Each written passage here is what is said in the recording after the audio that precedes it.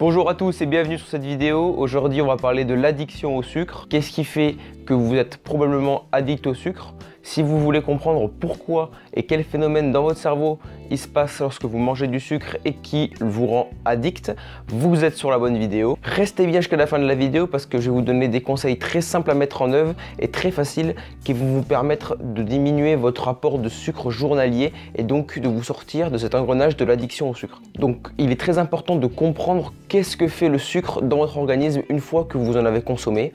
Et c'est ce qu'on va voir dans une première partie. Quand vous allez manger du sucre, votre glycémie va augmenter. La glycémie, qu'est-ce que c'est? C'est tout simplement le taux de sucre dans le sang. Ce taux est très important au niveau de l'organisme et est très finement régulé. Quand la glycémie va augmenter, donc quand le taux de sucre dans le sang augmente, le corps, et plus précisément le pancréas, va sécréter une hormone qu'on appelle insuline. Cette insuline est une hormone hypoglycémiante. Hypoglycémiante, ça veut dire que ça va faire diminuer la glycémie. La sécrétion d'insuline est proportionnelle à la quantité de sucre que vous allez manger. Donc si vous mangez énormément de sucre, vous allez avoir une glycémie très élevée qui est dangereuse pour le corps. Le corps, pour répondre à ça, va sécréter de l'insuline pour la faire diminuer. Elle va diminuer le taux de sucre dans le sang par différentes voies, notamment le stockage de l'excès de sucre dans les graisses. Si ça vous intéresse, ça pourrait être le sujet d'une prochaine vidéo où j'expliquerai vraiment en détail, où je prendrai bien le temps de vous expliquer le rôle précis de l'insuline sur votre corps. Dites-le moi en commentaire si ça vous intéresse. Le problème, c'est que si vous mangez énormément de sucre, vous allez avoir une glycémie très haute et donc une sécrétion d'insuline très haute. Cette insuline va faire diminuer drastiquement la glycémie et va provoquer ce qu'on appelle une hypoglycémie réactionnelle. Donc vous allez être en état d'hypoglycémie et vous allez avoir une sensation de fatigue et une sensation de faim parce que votre corps n'a plus assez de glucose dans le sang. Ce qui est un petit peu le comble parce que vous avez trop consommé de glucose. Et donc vous allez avoir envie de reconsommer une substance sucrée pour faire augmenter votre glycémie. C'est un peu un cercle vicieux. C'est ce qui explique un petit peu cette phrase très connue que vous devez déjà avoir entendu, le sucre appelle le sucre. Donc voilà, on a mis un petit peu en contexte qu'est-ce que fait le sucre vraiment au niveau de votre organisme. Et maintenant, on va vraiment parler de l'addiction au sucre. Avant ça, j'aimerais mettre une précision. Quand on parle d'addiction au sucre, on dit les sucres, mais c'est quel sucre vraiment? En fait, c'est tout ce qui est sucre simple, c'est-à-dire le glucose et le fructose, qui sont retrouvés soit naturellement dans les fruits, dans le miel par exemple, ou alors tout ce qui est sucre raffiné transformé qu'on retrouve dans les gâteaux industriels, les sodas, les bonbons, etc. D'ailleurs, ces sucres simples raffinés dans les sodas, les bonbons, etc. ont très peu d'intérêt nutritionnel de par leur transformation. De plus, on parle d'addiction, comme on l'a vu, de sucre simple et non pas de sucre complexe qui sont retrouvés dans les féculents, dans le riz, les pâtes, etc. Eux sont très importants pour le maintien de votre glycémie. Eux ont vraiment un intérêt nutritionnel, ce qui n'est pas le cas pour les produits transformés. Donc maintenant, on va passer à la partie de comprendre pourquoi c'est si bon de manger du sucre en fait. Qu'est-ce qui fait qu'on adore ça? Et qu'est-ce qui fait dans ce cas-là que c'est très compliqué d'arrêter le sucre? Parce que c'est quand même compliqué d'arrêter quelque chose qui nous plaît, quelque chose qui nous fait du bien, quelque chose qui nous rassure. Vous l'avez tous déjà ressenti quand on se sent pas bien, quand on a une détresse amoureuse, quand on a besoin de réconfort. Rien de tel qu'un pot de glace, un bonbon, quelque chose de sucré, on se sent vraiment réconforté comme dans un cocon. Et ça, c'est tout simplement grâce au circuit de la récompense qui se situe dans le cerveau. Alors le circuit de la récompense, qu'est-ce que c'est et comment le sucre permet de l'activer? Alors on va faire assez simple. Quand vous mangez quelque chose de sucré, votre langue va détecter ce goût sucré. L'information sucrée va remonter au cerveau et va sécréter un neurotransmetteur qu'on appelle la dopamine. Un neurotransmetteur, qu'est-ce que c'est? C'est tout simplement une molécule qui permet de faire passer un message. C'est une sorte de facteur en fait. Et la dopamine est le neurotransmetteur impliqué dans le circuit de la récompense. C'est pour ça que vous allez avoir cette sensation de plaisir, de satisfaction. Donc ce système est extrêmement ingénieux. Mais pourquoi en fait? Pourquoi c'est extrêmement ingénieux? Alors pour comprendre, j'aimerais qu'on retourne quelques années en arrière. Enfin même beaucoup d'années en arrière, au niveau de la préhistoire. Vous êtes un homme de Cro-Magnon, sans vouloir vous offenser, hein, mais imaginez-vous, vous avez faim. Maintenant, on a faim, on va à la boulangerie, on va au supermarché, il n'y a pas vraiment de souci pour s'alimenter. À l'époque, la nourriture était beaucoup plus rare. L'homme de Cro-Magnon était un chasseur-cueilleur, donc se nourrissait de la chasse, donc de la viande, et de la cueillette, donc des fruits, des baies. Donc quand l'homme de Cro-Magnon tombait sur des baies ou des fruits qui étaient gorgés de sucre, donc qui avaient un intérêt nutritionnel très fort pour lui, qui lui permettait de survivre, eh bien le cerveau devait lui faire comprendre qu'il fallait qu'il recommence, qu'il fallait qu'il aime cette substance parce qu'elle lui permettait de survivre et d'avoir des réserves énergétiques. Il fallait que le cerveau lui fasse comprendre qu'il fallait qu'il répète l'opération de manger ces fruits qui étaient gorgés de sucre. Sauf que maintenant, vous le voyez, il n'y a plus vraiment d'hommes de Cro-Magnon dans la rue. Et quand on a faim, enfin je parle dans les pays développés, on a quand même facilement accès à la nourriture, ce qui n'était pas le cas avant.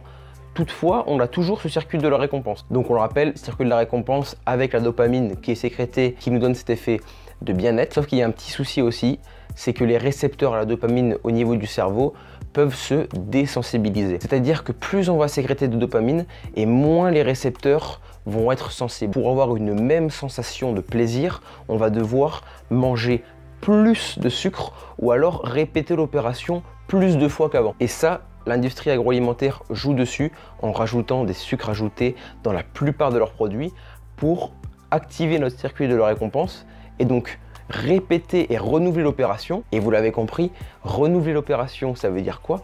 Ça veut dire reconsommer des produits et donc racheter des produits. Donc pour eux, c'est tout bénef. Pour en finir un petit peu avec l'entreprise agroalimentaire, ils ont fabriqué des produits qui sont gras et sucrés en même temps, ce qui n'existe pas dans la nature. Et donc la combinaison entre le gras et le sucre augmente ce signal qui arrive au cerveau. Le signal est beaucoup plus puissant, libère beaucoup plus de dopamine et donc augmente notre circuit de la récompense. Et donc vous l'avez compris aussi, désensibilise plus rapidement nos récepteurs et donc on a besoin de consommer de plus en plus de sucre et c'est ce qui participe également à notre addiction. Donc voilà pour vous avoir expliqué très facilement un petit peu comment le sucre agit, un petit peu l'histoire, le circuit de la récompense, d'où il vient, pourquoi au niveau de l'évolution il est très important et comment les industriels ont réussi à l'utiliser pour augmenter notre consommation. Et donc maintenant on va passer à la dernière partie de cette vidéo où je vais vous donner des astuces qui vont vous permettre un petit peu de vous sevrer au niveau du sucre, de diminuer votre apport de sucre quotidien pour vous sortir de cette addiction au sucre qui peut par la suite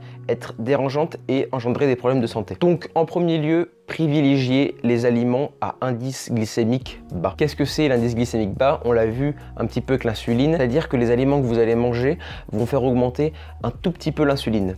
Donc ça veut dire que vous ne risquez pas d'hypoglycémie réactionnelle avec ces aliments alors que vous le risquez avec des sucres simples raffinés. Donc par exemple, privilégier le sucre de coco ou le sucre de canne non raffiné plutôt que le sucre blanc. Si vous consommez beaucoup de sucre dans votre alimentation, essayez de diminuer progressivement. Par exemple, si vous avez l'habitude de prendre un carré de sucre dans le café, essayez d'en prendre un demi. Puis après, essayez d'en prendre peut-être un quart ou carrément essayez de boire du café sans sucre. C'est très très bon.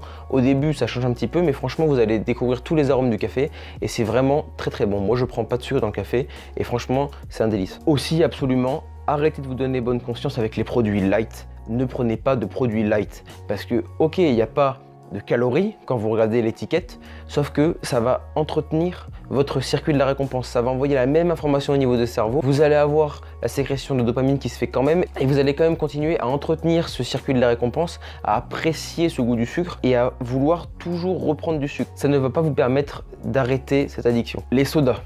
Les sodas, c'est quelque chose de très très sucré et c'est, je pense, la chose pour moi qui est la plus simple à arrêter. Si vous êtes vraiment accro et vous buvez 1 litre, 1 litre et demi, 2 litres de soda par jour, diminuez progressivement. Surtout, ne vous arrêtez pas du jour au lendemain parce qu'il y a très très peu de chances que vous y arrivez. Alors si vous voulez vraiment réussir à sortir de cette addiction, diminuez progressivement. On va prendre un exemple tout bête. Par exemple, vous buvez 1 litre de soda par jour. Eh bien, diminuez à 1 litre et demi, par exemple, pendant une semaine et demie, et ainsi de suite, jusqu'à arrêter complètement la consommation de soda et la remplacer par exemple du thé, de l'eau, du café. Vraiment, les sodas, c'est quelque chose de très très sucré et dont vous devez en priorité arrêter et ce qui va vous permettre vraiment de diminuer drastiquement votre consommation de sucre journalière. Et pareil avec tout ce qui est bonbons, gâteaux, essayez de ne plus acheter les gros paquets de bonbons où vous pouvez piocher dedans et vous allez finir le paquet. Essayez d'acheter des paquets individuels et vous essayez de vous limiter à 1 ou 2 paquets par jour si vous êtes vraiment un gros mangeur de bonbons. Ce que je peux vous conseiller, si vous n'arrivez vraiment pas à arrêter les sucreries après le repas, donc prenez une assiette bien équilibrée avec des féculents, des protéines, des légumes. Buvez de l'eau s'il vous plaît, buvez de l'eau et pas des sodas pendant votre repas. Et vous gardez la sucrerie pour la fin du repas. Et vous la mangez uniquement si vous en avez vraiment le besoin. Vous demandez est-ce que j'ai encore faim et est-ce que j'ai vraiment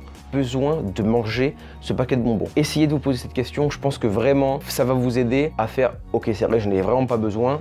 Vous le rangez dans le placard et vous n'y pensez plus. D'ailleurs, en lien avec la diminution de sucre, il existe le régime cétogène, je ne sais pas si vous connaissez. J'ai fait une vidéo là-dessus, je vous mets ici le lien pour aller la voir. N'hésitez pas à vous informer dessus, ça peut être intéressant si vous voulez vous lancer dans ce régime. Elle vous permet d'avoir des informations, de savoir quel aliment vous devez manger, quel aliment est interdit, le principe fondamental de ce régime. Et enfin, une dernière petite astuce que je peux vous conseiller, soit faire une liste de courses avec des produits sains et éviter de mettre des produits sucrés dans votre liste, soit faites vos courses directement en ligne. Comme ça, vous allez vraiment à l'essentiel et vous n'êtes pas tenté par acheter des bonbons, des produits sucrés dans les magasins. En gros, soit vous faites une liste de courses et vous vous dites « Ok, je m'y tiens, je vais pas dans le rayon bonbons, pas dans le rayon gâteau pour pas être tenté. » Et si vous dites « Je pense quand même que je vais être tenté », faites vos courses en ligne, vous faites votre panier en ligne, vous commandez, vous allez en drive ou vous faites livrer, comme ça vous n'avez pas de tentation et c'est ce qui va vous permettre de diminuer votre consommation de sucre. Donc voilà, donc c'est pas simple d'arrêter la consommation de sucre, il faut surtout pas l'arrêter du jour au lendemain parce que sinon vous allez pas tenir. Il faut diminuer doucement la consommation de sucre et c'est comme ça que vous allez vous en sortir. C'est en faisant des petits efforts, vous allez réussir à faire un gros effort au final dont vous vous êtes même pas rendu compte. Diminuer les sodas, voire arrêter les sodas, diminuer jusqu'à arrêter les sucreries, etc. Ça va vraiment vous permettre de diminuer drastiquement votre consommation de sucre. Et une dernière petite astuce que je peux vous faire, que moi j'ai utilisé et que j'ai un petit peu créé. Alors ça marche pour les gens qui sont un peu feignants comme moi. Donc directement après un repas, de vous laver les dents.